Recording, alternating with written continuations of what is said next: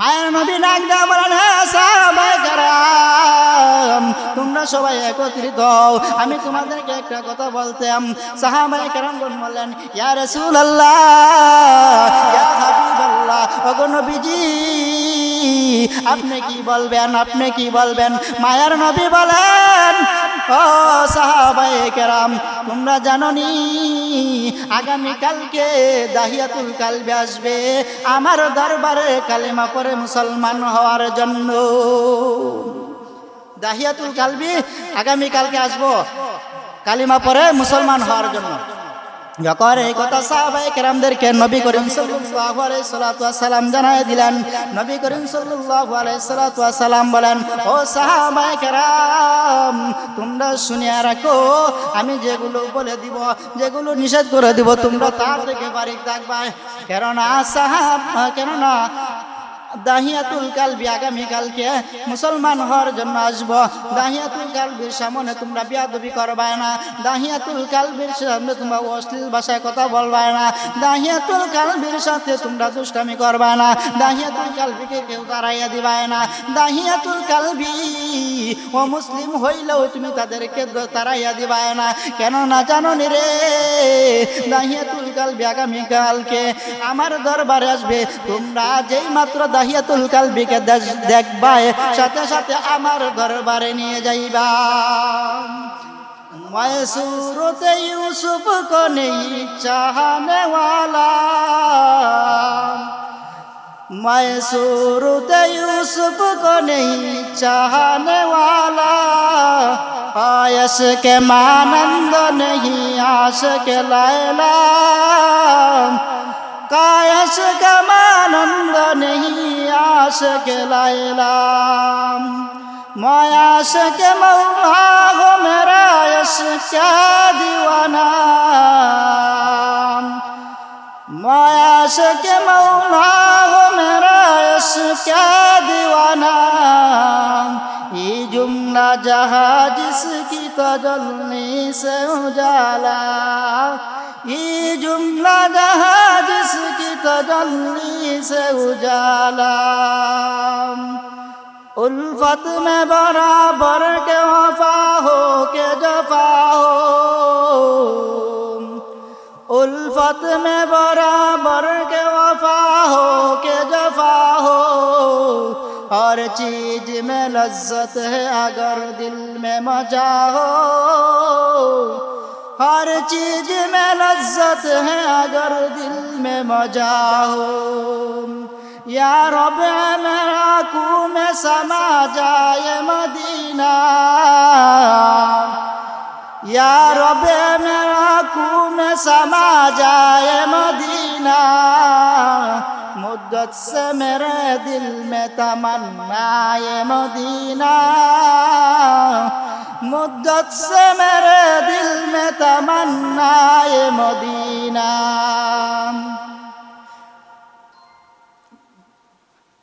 महबूब आला सल्ली अला नाम मुहम्मद, महबूब आला सल्ली अला नाम मुहम्मद, ऐ नाम इलाही से मिला नाम मुहम्मद, ऐ नाम इलाही से मिला नाम मुहम्मद। قل إن صلاتي ونسكي ومحياي ومماتي لله رب العالمين।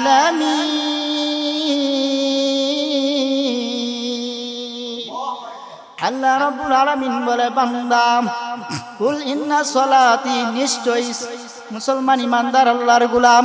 আল্লাহ পাক রব্বুল আলামিন বলেন, মুসলমান হাসবে আল্লাহর জন্য, মুসলমান কাঁদবে আল্লাহর জন্য, মুসলমান কাঁদবে আল্লাহর জন্য, মুসলমান ঘুমাবে আল্লাহর জন্য, মুসলমান রাজনীতি করবে আল্লাহর জন্য, মুসলমান সংসার করবে আল্লাহর জন্য, মুসলমান সব কিছু করবে আল্লাহ তাআলার জন্য।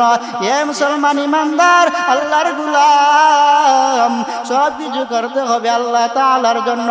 নামাজ যদি পড়তে হয় আমার আল্লাহর জন্য পড়তে হবে, রোজা যদি রাখতে হয় আমার আল্লাহর জন্য রাখতে হবে, হজ যদি করতে হয় আমার আল্লাহর জন্যই করতে হবে। যেই হজের দ্বারা আমার মানুষকে যদি সন্তুষ্ট করে তাহলে তোমার হজ আল্লাহ তাআলার কাছে কবুল হবে না। নামাজ যদি পড়ো তুমি মানুষকে দেখানোর জন্য তাহলে আমার আল্লাহ দরবারে কবুল হবে না। রোজা যদি রাখো কোনো মানুষকে দেখানোর জন্য তাহলে তোমার রোজা আল্লাহ রাব্বুল আলামিনের কাছে কবুল হবে না। এ মুসলমান ইমানদার আল্লাহর গোলাম, মায়ার নবী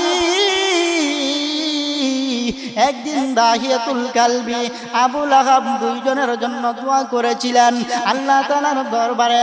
বলেছেন মদিনার মধ্যে যখন দুইজন ব্যক্তি ও মুসলিম, দাহিয়াতুল কালবিও ছিল মুসলিম, আবু লাহাব এইজনও ছিল মুসলিম, দুইজন থেকে যদি আল্লাহ একজন যদি মুসলমান হয়ে যায় তাহলে ইসলাম ধর্মটা শক্তিশালী হবে, ইসলাম ধর্মটা বিদীর্ণ হবে, ইসলাম ধর্মটা শক্তিশালী হয়ে যাবে আর ইসলামের দাওয়াত প্রকাশ্যভাবে দেওয়া যাবে।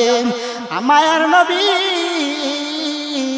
একদিন আল্লাহ রাব্বুল আলামিনের কাছে দুইখানা হাত বাড়াইয়া দিলেন আর বলেন, হে আমার প্রভু, ও আমার মালিক, দুইজনেই ও মুসলিম, দাহিয়াতুল কালবি আর আবু লাহাব দুইজনেই ও মুসলিম। আমি তাদের জন্য আল্লাহ তোমার কাছে দোয়া করিতেছি, যদি একজন ব্যক্তি মুসলমান হয়ে যায় তাহলে মক্কার মধ্যে প্রকাশ্যভাবে ইসলামের দাওয়াত দেওয়া যাবে। এই জন্যই মায়ের নবী যখন দোয়া করেছিলেন আল্লাহ রাব্বুল আলামিন কি আবার দোয়া কবুল না করে কি পারেন? যেহেতু আল্লাহ রাব্বুল আলামিনের পয়গম্বর দোয়া করেছেন আল্লাহ তাআলার কাছে, আল্লাহ রাব্বুল আলামিন হযরত জিবরাইল আলাইহিস সালাতু ওয়াস সালামকে ঘোষণা করে দিলেন, ও জিবরাইল যাও, দুনিয়া থেকে আমার পয়গম্বর দুই ব্যক্তির জন্য দোয়া করেছিল। কয় ব্যক্তির জন্য? দুই ব্যক্তির জন্য আমার পয়গম্বর আমার কাছে দোয়া করেছে, একজন যেন মুসলমান হয়ে যায়, একজনের সানা যেন আমি আল্লাহ তার নবীর দোয়া কবুল করে নিলাম। ও পয়গম্বর, ও জিবরাইল যাও, তুমি আমার পয়গম্বরকে জানায়া দাও, আমার হাবিবকে জানায়া দাও, আমার হাবিব দোয়া করেছে, আমি আল্লাহ কবুল না করে পারি না।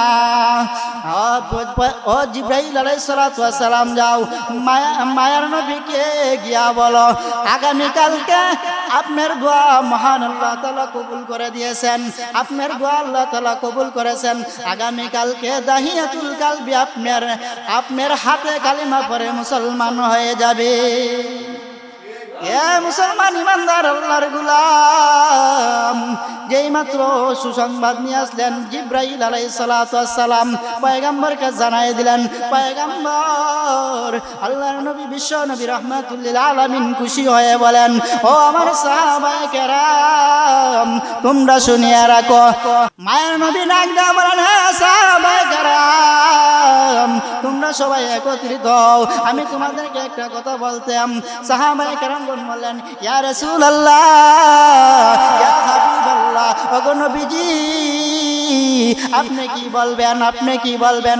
মায়ার নবী বলেন, ও সাহাবায়ে কেরাম তোমরা জানোনি আগামীকালকে দাহিয়াতুল কালবি আসবে আমার দরবারে কালেমা পড়ে মুসলমান হওয়ার জন্য। দাহিয়াতুল কালবি আগামীকালকে আসবো কালিমা পড়ে মুসলমান হওয়ার জন্য। যখন এই কথা সাহাবায়ে কেরামদেরকে নবী করিম সাল্লাল্লাহু আলাইহি সাল্লাতু ওয়াস সালাম জানায় দিলেন, নবী করিম সাল্লাল্লাহু আলাইহি সাল্লাতু ওয়াস সালাম বলেন, ও সাহাবায়ে কেরাম তোমরা শুনিয়া রাখো, আমি যেগুলো বলে দিব, যেগুলো নিষেধ করে দিব তোমরা তার থেকে বারিক থাকবা। কেননা দাহিয়াতুল কালবি আগামীকালকে মুসলমান হওয়ার জন্য আসবো। দাহিয়াতুল কালবির সামনে তোমরা বেয়াদবি করবে না, দাহিয়াতুল কালবির সামনে তোমরা অশ্লীল ভাষায় কথা বলবে না, দাহিয়াতুল কালবির সাথে তোমরা দুষ্টামি করবে না, দাহিয়াতুল কালবিকে কেউ তাড়াইয়া দিবে না। দাহিয়াতুল কালবি ও মুসলিম হইলেও তুমি তাদেরকে তাড়াইয়া দিবে না। কেন না জানো নি রে, দাহিয়াতুল কালবি আগামীকালকে আমার দরবারে আসবে, তোমরা যেই মাত্র দাহিয়াতুল কালবিকে দেখবা সাথে সাথে আমার দরবারে নিয়ে যাইবা। তখন আগামীকালকে দাহিয়াতুল কালবি আসছে। নবী করিম সাল্লাল্লাহু আলাইহি সাল্লামের কথা অনুযায়ী, নবী করিম সাল্লাল্লাহু আলাইহি সাল্লামের কথা অনুযায়ী সাহাবায়ে কেরাম দাহিয়াতুল কালবির সাথে হাত মিলায় বুক মিলায় আর বলে, তুমি কিসের জন্য আসছো? তোমার নবী কই? আমি তো নবীর দরবারে আসছি কালিমা পড়ে মুসলমান হওয়ার জন্য। সাহাবায়ে কেরাম বললেন, ও দাহিয়াতুল কালবি আসো তুমি। এই মাত্র নবী করিম সাল্লাল্লাহু আলাইহি সাল্লাম সামনে নিয়ে গেলেন। মায়ার নবীর ডাক বলে, সাহাবায়ে কেরাম, ও সাহাবায়ে কেরাম, দাহিয়াতুল কালবি আপনার দরবারে আসছে কালিমা পড়ে মুসলমান হওয়ার জন্য। এ মুসলমান ইমানদার আল্লাহর গোলাম, মায়ার নবী যখন চাটাইয়ের মধ্যে বসা দাহিয়াতুল কালবিকে দাঁড়ায় রয়েছে, মায়ার নবী বলেন, ও দাহিয়াতুল কালবি, তুমি এখানের মধ্যে বসো।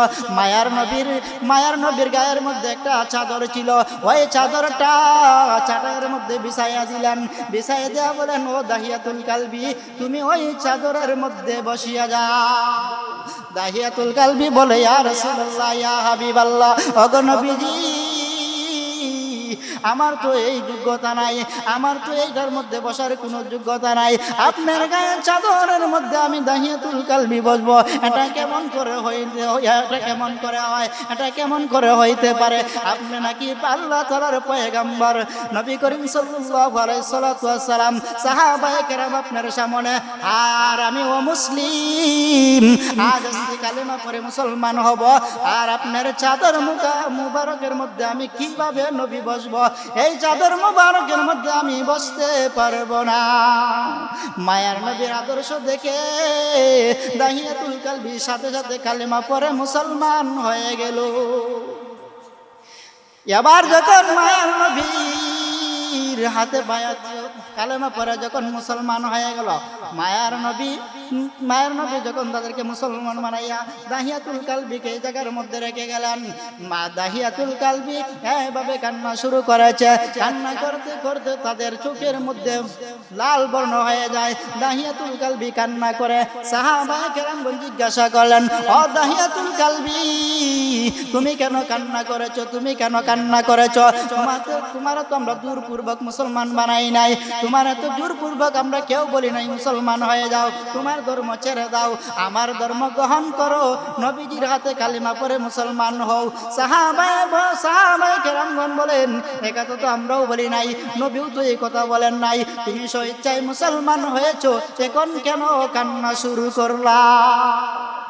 সাহাবায়ে কেরামগণ যখন দাহিয়াতুল কালবিকে এই কথা বললেন, দাহিয়াতুল কালবি শুধু কান্নাই করে, তার কথার কোনো জবাব দেয় নাই। হযরত আবু বকর সিদ্দিক রাদিয়াল্লাহু তাআলা আনহু বলেন, ও দাহিয়াতুল কালবি, তুমি কেন কান্না করেছো? তার কথার মধ্যে জবাব দেয় নাই। সাহাবায়ে কেরামগণ বলেন, ইয়া রাসূলুল্লাহ, ইয়া হাবিবাল্লাহ, ওগো নবীজি, আপনি দাহিয়াতুল কালবিতে আপনি কালিমা পড়াইলেন, এখন তো দাহিয়াতুল কালবি কান্না শুরু করেছে। এমন কান্না কান্দে, তাদের কান্না দেখি আমরা সাহাবায়ে কেরাম কান্না করতে আরম্ভ করলাম। নবীজিকে সাহাবায়ে কেরামগণ নবীজির কাছে গিয়ে যখন এই কথা বললেন, নবী করিম সাল্লাল্লাহু আলাইহি সাল্লাম বলেন, ও সাহাবায়ে কেরাম, দাহিয়াতুল কালবি কি কোনো প্রশ্নের উত্তর দেয় নাই? জি না, ইয়া রাসূলুল্লাহ, ইয়া হাবিবাল্লাহ, দাহিয়াতুল কালবিরে বলেছি কেন কান্না করলাই? কারো কথায় কোনো জবাব দেয় নাই, কারো কথায় কোনো উত্তর দেয় নাই। বলেন, নবী বলেন, তাহলে তাদেরকে আমার কাছে নিয়ে আসো। এবার নবীর কথা অনুযায়ী সাহাবায়ে কেরাম দাহিয়াতুল কালবিকে আবার নবীজির সামনে নিয়ে গেল। মায়ার নবী বিশ্ব নবী রাহমাতুল লিল আলামিন বলেন, ও দাহিয়াতুল কালবি, তুমি কেন কান্না করেছো? তুমি তো স্বেচ্ছায় মুসলমান হয়েছো, আমরা তো কেউ তোমাদেরকে বলি নাই তোমার ধর্ম ছেড়ে দিয়ে তুমি ইসলাম ধর্ম গ্রহণ করো, ইসলাম ধর্মের মধ্যে তুমি ইসলাম ধর্ম গ্রহণ করিয়া সাহাবায়ে কেরামের সাথে তুমি নাম লেখাও, আমরা তো কোনোদিন বলি নাই, তাহলে তুমি কেন কান্না করলা? দাহিয়াতুল কালবি বলে, ইয়া রাসূলুল্লাহ, ইয়া হাবিবাল্লাহ, ওগো নবীজি, আমি এই জন্যই কান্না করেছি। আমি যখন সফরের মধ্যে গিয়েছিলাম আমার স্ত্রীকে আমি গর্ভ অবস্থায় রেখে গিয়েছিলাম, আর গর্ভ অবস্থায় রেখে গিয়েছি। রাখার পরে আমার স্ত্রীকে আমি আমার প্রাণের স্ত্রীকে বলেছি, ও আমার প্রাণের স্ত্রী গো, আমি তো সফরের মধ্যে যাইতেছি, সফর থেকে আসিয়া যদি আমি তোমার ঘরের কোনো কন্যা সন্তান যেন না পাই। যখন এই কথা বলেছেন, বলার পরে দাহিয়াতুল কালবি সফর থেকে আসিয়া দেখে তাদের ঘরে তাদের স্ত্রীর ঘরে কন্যা একটা সন্তান হয়েছে। কন্যা একটা সন্তান যেই মাত্র দাহিয়াতুল কালবি ঘরের ভিতরে গেল, তার স্ত্রীর কুল থেকে আব্বু আব্বু বলে ওই স্ত্রী ও আব্বু বলে ওই মেয়েটা দাহিয়াতুল কালবির কুলের মধ্যে আসে। দাহিয়াতুল কালবি মন বেজার করে, রুগ্ন রাগ নিয়ে শরীরের মধ্যে, শরীরটা এমন ভাবে তার রাগ উঠেছে, রাগ নিয়ে বলে, ও প্রাণের স্ত্রী গো, আমি যখন সফরের মধ্যে গিয়েছিলাম তখন তো তোমাদেরকে বলেছি তোমার ঘরে যেন কোনো কন্যা সন্তান না হয়। এখন কেন কন্যা সন্তান হইল? যেহেতু কন্যা সন্তান হয়েছে, আমার ঘরে আমার কাছে একটা রশি দাও, আমার কাছে একটা ছুরি দাও। ছুরি আর রশি নিয়ে ওই সুন্দর রমণী মেয়েটাকে নিয়ে এক জঙ্গলের দিকে রওনা হয়ে গেল। জঙ্গলের দিকে রওনা হয়ে গেল, তখন তাদেরকে জীবিত কবর দিয়েছিল। জীবিত কবর দেওয়ার পরে আরো তো মুসলিম থাকা অবস্থায় অনেক মেয়ে সন্তানকে জীবিত কবরে দিয়েছে। এই জন্যই সাহাবায়ে কেরাম কান্না, এই জন্যই দাহিয়াতুল কালবি কান্না শুরু করেছেন। মায়ার নবী বলেন, তুমি তো মুসলিম অবস্থায় কন্যা সন্তানকে জীবিত দাফন দিয়েছ, জীবিত কবর দিয়েছ। এখন যেহেতু মুসলমান হয়েছ, এখন আল্লাহ রাব্বুল আলামিন তোমার জিন্দেগির সমস্ত গুনাহ খাতারকে মাফ করে দিলে। এ মুসলমান ইমানদার আল্লাহর গোলাম, আফ্রিকার জঙ্গলের আমি তো এক বেলাল, মায়ার নবীর সাহাবী। দুনিয়ার মানুষ যতই কালো হোক না কেন, দুনিয়ার মানুষ যতই কালো হোক না কেন, তার হাতের তালুটা সাদা, ঠিক কিনা? দুনিয়ার মানুষ যতই কালো হোক না কেন, তার পাওয়ার তালুটা সাদা। কিন্তু হযরত বেলাল রাদিয়াল্লাহু তাআলা আনহুর সারা শরীর যেমন কালো, হাতের তালুও ছিল তেমন কালো, পাওয়ার তালুও ছিল তেমন কালো, কিন্তু তার শরীর যেমনই কালো হোক না কেন, কিন্তু তার ভিতরে ছিল নূরের আলো। এ মুসলমান ইমানদার আল্লাহর গোলাম, মায়ার নবীর সাহাবী হযরত বেলাল রাদিয়াল্লাহু তাআলা আনহু, তিনি যদি কালো হয় তার ভিতরে ছিল ঈমানের আলো। মায়ার নবীর সাহাবী হযরত বেলাল রাদিয়াল্লাহু তাআলা আনহু অত্যন্ত গরীব ছিলেন। বেদিন মায়ের ঘরে চাকরি করতেন, আর ঘর বেদিন মায়ের ঘরে চাকরি করতেন। চাকরি করার বাগে বাগে যখন বেলাল রাদিয়াল্লাহু তাআলা আনহু একদিন বললেন আহাদ আহাদ আহাদ, যখন এই কথা বললেন, বেদিন মায়ে বলল, হে বেলাল, তুমি মুখ দিয়ে কিসের আওয়াজ দাও? তুমি মুখ দিয়া কি জপ? আমি তো মুখ দিয়া আমি আল্লাহ তাআলার জিকির করি। বেদিন মায়ে বলে, ওরে বেলাল, আল্লাহ বারকে। বেলাল রাদিয়াল্লাহু তাআলা বলেন, আপনাকে যে বানাইছে, আমাকে যে বানাইছে, ইনি হলেন আমার আল্লাহ। মুসলমান ইমানদার আল্লাহর গোলাম, বেদিন মাইয়া রাগান্বিত হয়ে বলেন, এরে বেলাল, তুমি একবার বলেছ, দ্বিতীয়বার তুমি বলবে না। বেলাল রাদিয়াল্লাহু তাআলা বলেন, ইমানদারের ইমানের মধ্যে যদি বাধা দাও, তাহলে ইমানদারের ইমানের পাওয়ার বেড়ে যায়। এ মুসলমান ইমানদার আল্লাহর গোলাম, বেলাল রাদিয়াল্লাহু তাআলা আনহুকে নিষেধ দিল, নিষেধ অমান্য করিয়াও বেলাল রাদিয়াল্লাহু তাআলা আনহু আহাদ আহাদ বলে জিকির পরে বেদিন মায়ে বলে, এরে বেলাল তুমি তোমার প্রভুর জিকির বন্ধ করে যাও, প্রভু আবার কে, আমার আল্লাহ আবার কে, কানে জিকির তুমি বন্ধ করিয়া দাও, না হয় তোমাকে মরুভূমির মধ্যে আমার যে রশি নিয়ে তোমার পা এক রশির এক মাথা তোমার পায়ের মধ্যে বেঁধে দিব, অপর মাথা উটের পায়ের মধ্যে বেঁধে দিব, উটের পায়ের মধ্যে বেঁধে দিয়া বেলাল তোমাকে মরুভূমি দিয়ে আশ্রয় নিব। যখন উমাইয়া এই কথা অনুযায়ী যখন বেলাল রাদিয়াল্লাহু তাআলা আনহুর হাতের মধ্যে রশির এক মাথা দিয়ে বাঁধ দিল, বাঁধ দেওয়ার সাথে সাথে অপর মাথা দিয়ে উটের পায়ের মধ্যে বাঁধ দিল, আবার হাসতে শুরু করলো, তারপরেও বেলালে আহাদ আহাদ বন্ধ করে না। বেলাল রাদিয়াল্লাহু তাআলা আনহু বলেন, ও আমার মালিক, ও আমার প্রভু, দুনিয়ার মধ্যে যতই শাস্তি হোক না কেন আমি বেলাল সহ্য করতে পারবো, কিন্তু কিয়ামতের ময়দানের শাস্তি আমি বেলাল সহ্য করতে পারবো না।